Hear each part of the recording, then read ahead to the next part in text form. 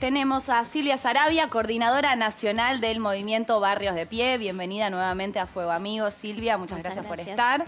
Está Jorge Sola, secretario de Prensa y Comunicación de la CGT y secretario gremial del Sindicato del Seguro. Bienvenido a Fuego Amigo. Gracias por la invitación. Y está Alexandre Roig, presidente del Instituto Nacional de Asociativismo y Economía Social, INAES. Bienvenidos a los tres, gracias por estar. Muchas gracias.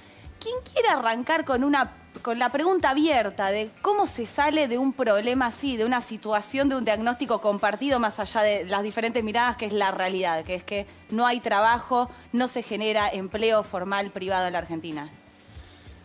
Bueno, empiezo, digamos, yo que quizás tengo la representación de, o por lo menos encarno una institución con que representa a los trabajadores formales. Es un desafío muy grande que tiene muchas aristas y básicamente están atravesadas todas por la economía.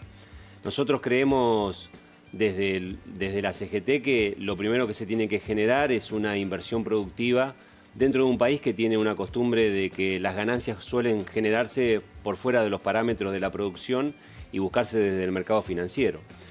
En eso también incide muchísimo las políticas del Estado y para eso se necesita un Estado, un gobierno que provea a quienes invierten productivamente la generación de pautas que sean plausibles en la rentabilidad, que sean con seguridad jurídica y también con promoción de mejor empleo, más calidad y mejores salarios.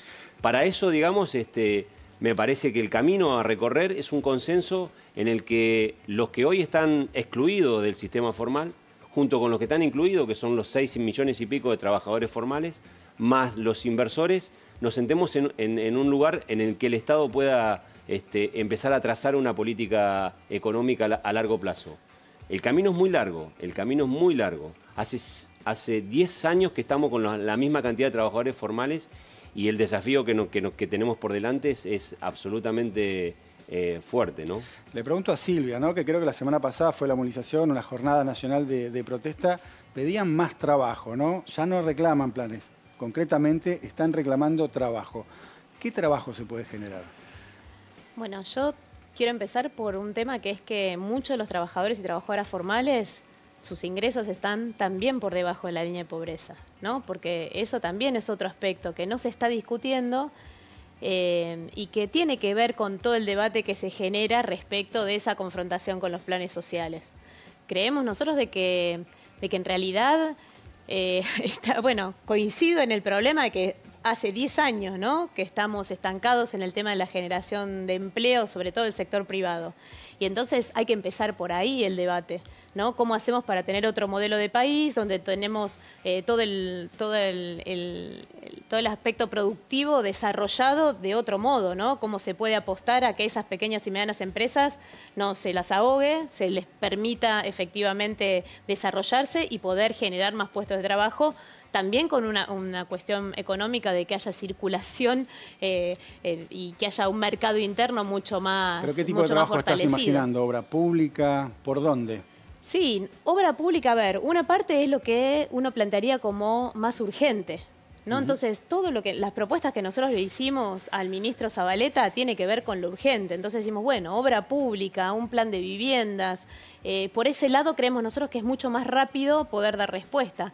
Ahora, de fondo, hay que pensar en otro modelo productivo, porque si no, vamos a estar poniendo parches o vamos a estar dando todo el tiempo la responsabilidad de que el Estado tiene que generar ese trabajo, cuando en realidad el Estado lo que tiene que hacer es diseñar otro modelo de país. ¿Vos coincidís? Yo creo que nosotros nos enfrentamos a un problema institucional. ¿En qué sentido? De que el problema en la Argentina es un problema de creación de trabajo, mejor dicho, de forma de trabajo, porque todo el mundo trabaja. Y ahí hay muchas confusiones en lo que nosotros planteamos. Cuando decimos de planes sociales a empleo, supone que los que tienen planes sociales no trabajan. Todo el mundo trabaja. Nadie vive con 14.000 pesos, que hoy es el plan social. Algunos números para precisar el diagnóstico que vos marcabas, ¿no?, del 50% que están por fuera de la relación de dependencia, ¿no? Hay 50% que está en la relación de empleo. 6 millones en el sector privado, 3 millones en el sector público. Hay 9 millones que solicitaron el IFE. Sí. O sea, es como verán, 9 millones de un lado, 9 millones del otro. Y hay un tanto más que son demandantes, que son desempleados, que demandan entrar al mercado laboral, etc. Bueno, entonces tenemos partido al medio el mundo del trabajo. En esos 9 millones que no están en relación de dependencia, todos trabajan. De estos, hoy, 1 millón recibe planes sociales. O sea que hay 8 millones que de algo viven. ¿Sí? Y ese millón que recibe planes sociales recibe 14.000 pesos por mes. O tampoco viven de eso. O sea que nadie puede vivir de eso. Nadie vive de eso. Entonces, la primera premisa es que todo el mundo en este país trabaja. No es que seamos un país de vagos, ni mucho menos. Primer punto. Segundo punto, que es fundamental, que ninguna organización social pide planes sociales. Los planes sociales son las únicas cosas que se pueden pedir porque sobre la mesa no se pone otra cosa. Entonces es medio trágico, de alguna manera, para las organizaciones. Bueno, es una respuesta a la urgencia, ¿no? Es una respuesta a la urgencia. Las organizaciones hace tiempo que dicen, nosotros lo que queremos es otra cosa. Otro modelo de país, otras instituciones laborales. ¿Por qué digo instituciones laborales? Porque, como bien recordaba Jorge, desde los años 70 tenemos la misma cantidad de empleados privados. Si ustedes miran, o sea, hace 50 años que sube, baja. Que no crece el empleo privado. Pero que el empleo privado se estabilice. Entonces ahí tenemos un problema institucional, hay que crear nuevas instituciones. Ahora, quiero hacer un punto acá, 2 segundos. Compartimos la jornada en el coloquio de IDEA, donde escuchamos a empresarios que hablaban, por ejemplo, de que muchas veces tienen puestos a cubrir, pero no hay postulantes con las calificaciones para esos puestos cuando se piensa en los sectores que son, digamos, productivos, que pueden, digamos, llegar a hacer crecer a la economía. Entonces, bueno, algunos contaban, nosotros hicimos becas para que se puedan capacitar, otros no. ¿Qué pasa con esa brecha también, con los laburos que se necesitan para hacer crecer la economía y con la mano de obra que necesita un laburo formal privado, pero que no tiene esas calificaciones? ¿Cómo se une esa brecha para que estén todos incluidos? Bueno, eso es un desafío que no solo es presente, sino que apunta también al futuro. Pensemos que en los próximos 15 años van a desaparecer 85 millones de labores que hoy se hacen y que se van a reemplazar por otras que todavía los trabajadores no tienen ni esas nuevas habilidades ni esas nuevas competencias. Con lo cual tenemos que pensar el mundo del trabajo de acá a 15 años. La pandemia nos ha dado una lección en eso, en cuanto a que ha transformado el mundo, la sociedad entera, pero el mundo del trabajo en particular y la economía. La Argentina tiene que recuperar la cultura del trabajo. Coincido con Alex en cuanto a que todo el mundo trabaja, pero la cultura del trabajo como el eje tiene que tener una recuperación vital, y para eso también es necesario apostar a la educación, y en eso el Estado es fundamental. Decía recién la compañera que el Estado, para empezar a dar un shock de empleo, es absolutamente necesario. Yo lo planteé en IDEA. Creo que el Estado, para generar obras de infraestructura, vialidad, medio ambiente, salud, educación, es importante porque además genera empleos tercerizados. Luego hay que abrir y discutir sobre una matriz productiva que genere el empleo. En este país tenemos mucho por hacer todavía para pensar que tenemos que bajar la carga horaria, porque hay mucho para que los inversores hagan y para que los trabajadores utilicen ese empleo. Ahora me gustaría discutir eso, sobre la reducción de la jornada laboral y también sobre propuestas de flexibilización que han aparecido en la campaña. Pero le quiero preguntar a Eli, porque claro, el gobierno a propósito de este tema hizo algunos anuncios hace algunos días nomás, para tratar de reconvertir estos planes en empleo privado, ¿no? Por ahora me parece que es más bien una aspiración, pero contanos, Eli, ¿de qué se trata? Sí, efectivamente, y el propio presidente lo anunció en el marco del coloquio de IDEA, y unos días después, el 18 de octubre, la semana pasada, firmó y emitió el decreto por el cual los beneficiarios de 2 programas, básicamente Potenciar Trabajo, Desarrollo Social e Inserción Laboral del Ministerio de Trabajo, cerca de 1.200.000 beneficiarios tienen ambos programas, podrían ser contratados por las empresas mediante la garantía de el mantenimiento del pago de la asistencia estatal por un periodo determinado, de manera que de alguna manera se vayan incorporando al mercado formal. Solamente es un decreto, que es un primer paso de otra ley que anunció Sergio Massa también, que es un esquema un poco más amplio, pero además este decreto todavía no se reglamentó. Con lo cual tienen que trabajar desarrollo social y trabajo para ver cuáles son las características puntuales por las cuales ese 1.200.000 trabajadores podría incorporarse efectivamente al mercado privado formal. Pero en Los criollo datos- sería que las empresas las empresas pagan menos puedan- para contratar a, Claro, a que el gente Estado funcione como una especie de intermediario, contactando a los beneficiarios de estos programas con empresas que puedan ofrecerle algún tipo de puesto de trabajo, y el Estado además garantizaría cierta capacitación y el pago de salario de 16.000 pesos, que hoy es el potencial trabajo, casi 15.552, y el de inserción laboral, que varía, es un salario que arranca a los 6.500 pesos y llega a los 21.000 de acuerdo a las características. Eli, perdón, recordame a cuánta gente alcanzaría todo esto. Cerca de 1.200.000 son los cálculos del gobierno, pero lo cierto es que hasta ahora los esquemas que ha instrumentado el Estado para que los trabajadores, sí, que reciben un plan social, se incorporen efectivamente al mercado laboral, ha sido muy magro. Hay un informe justamente a partir de un pedido de información pública al Ministerio de Desarrollo Social con el caso de Potenciar, y solo el 2% de los beneficiarios del plan Potenciar Trabajo se incorporó efectivamente al mercado de trabajo formal. La mayoría por un tiempo. Solo el 0,6 finalmente dejó de ser beneficiario de un plan social y se convirtió en un trabajador privado. Bueno, Silvia, los números son bastante elocuentes. Contabas hace un ratito un poquito lo que pasa con los ingresos, ¿no? Más allá del trabajo en sí, y vos además trabajás en merenderos. Hay urgencias, hay hambre. Contanos un poquito esa situación vinculada al reclamo del trabajo, ¿no? Enlazamos un poquito lo que está pasando. Sí, hay como dos cuestiones, ¿no? Una que tiene que ver con el reconocimiento de todas las tareas de cuidados, que se pusieron precisamente durante la pandemia mucho más en evidencia, ¿no? Todo lo que fue la cuestión alimentaria, pero también otro tipo de asistencias, la vinculación con el sistema de salud, con lo educativo, con el seguimiento de las cuestiones de violencia de género. Eso también es trabajo, ¿sí? O Claro sea, que sí. es un trabajo no reconocido, ¿no? Como los trabajos de cuidado, que para las mujeres que necesitan salir porque están solas en sus hogares a trabajar, bueno, ¿qué hacen con el cuidado de sus niños y niñas, ¿no? Hay un montón de cuestiones ahí que complican la situación, ¿no?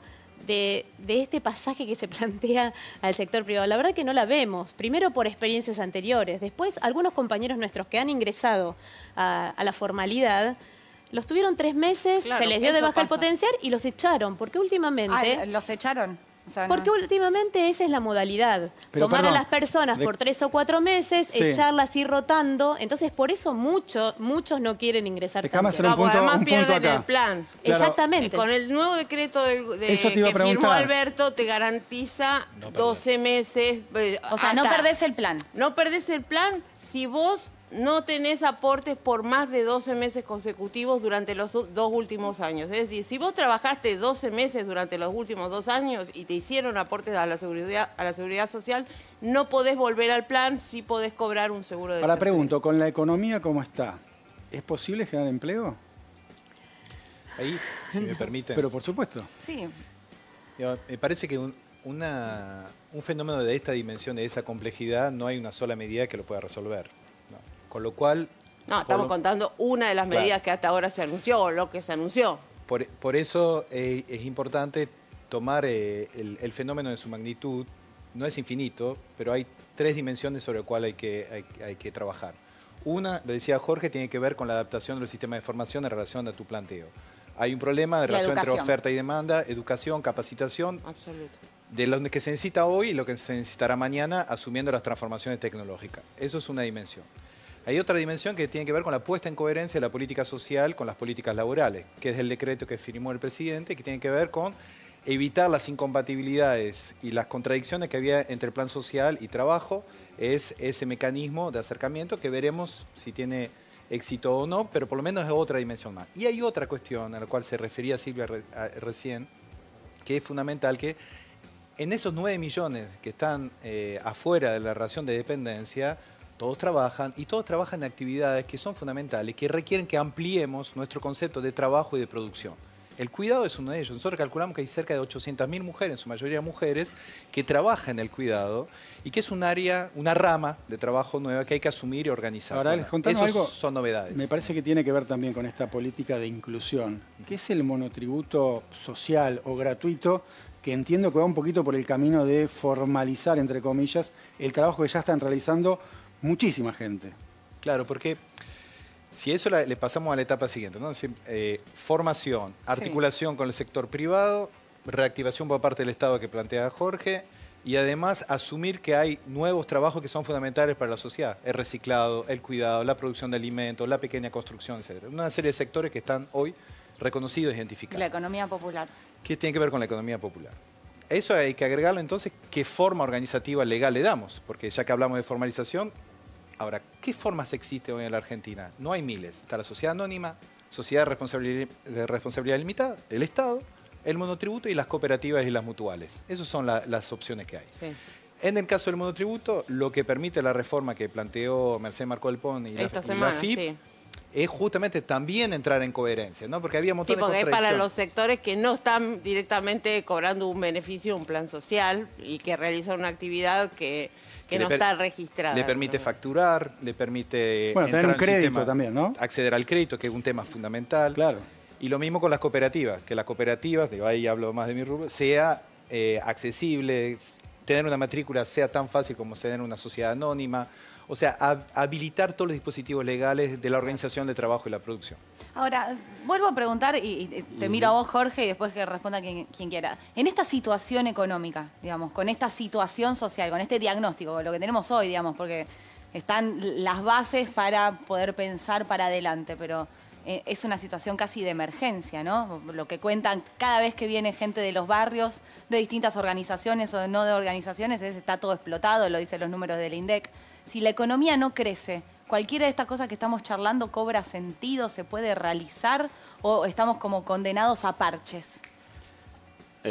Lo que creo es, primero que hay que entender que el trabajo tiene dos características que acá en la mesa salió recién. La primera es, digamos, que es un ordenamiento social, tiene una función social, que primero hay que comprender, entender y entonces el trabajo como tal, el empleo que se tiene, las maneras de trabajar, implican empezar a disciplinar socialmente a todo esto. Y cuando digo disciplinar no lo digo de un modo autoritario, sino para que todos nos ordenemos en una sociedad en la que el trabajo termina siendo una herramienta para esa. Luego está el carácter económico que se le pretende dar. Cuando a veces escuchamos que la única utilización que tiene que tener el trabajo es la del eslabón económico para que funcione una mejor rentabilidad para la inversión, y ahí le perdemos el eje. ¿Y por qué le perdemos el eje? Porque ahí empiezan a salir las teorías sobre que para que generar trabajo hay que hacer convenios colectivos más débiles, leyes laborales más débiles, o buscar otro tipo de alternativas donde el llamado, entre comillas, costo laboral empieza a ser menor. Y la verdad que ninguna experiencia en el mundo ha dado como resultado que achicando lo que llaman algunos empresarios el costo laboral genere más empleo. Cito lo que empecé con el diálogo en IDEA, y que era que el premio Nobel que fue de Economía precisamente fue dado a quien demostró que el aumento del salario mínimo en Estados Unidos no generaba desempleo, sino que muy por el contrario, lo mantenía y lo aumentaba. Bueno, es una apuesta importante de alguien que no lo dice de nosotros desde el pragmatismo que tenemos de ser dirigentes gremiales y que creemos que es así, sino que funciona de ese modo también, científicamente. Sí, el reclamo, el reclamo de los trabajadores informales y de los trabajadores formales, vos representás a la CGT, ¿puede ir junto en lo que se reclama del gobierno o lo que se espera de la economía? Porque son dos reclamos distintos, pero se pueden unir. ¿Cómo está la relación de la CGT con los movimientos sociales?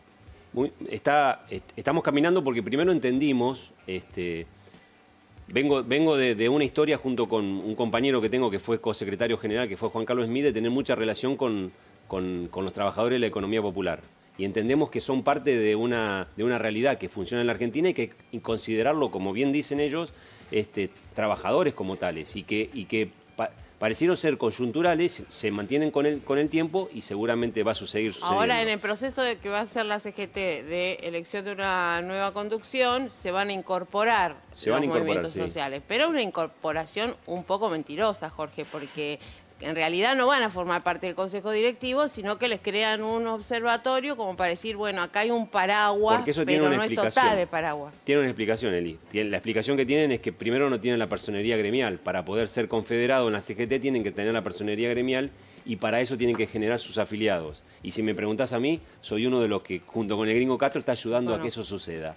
Por lo tanto, son pasos. Pero el paso más fundamental del movimiento obrero argentino en su estructura y en su historia que viene transitando es reconocer que esta economía popular es parte del trabajo como tal y no solamente representamos a los trabajadores formales y a los informales y a todos aquellos que empiezan a querer ser.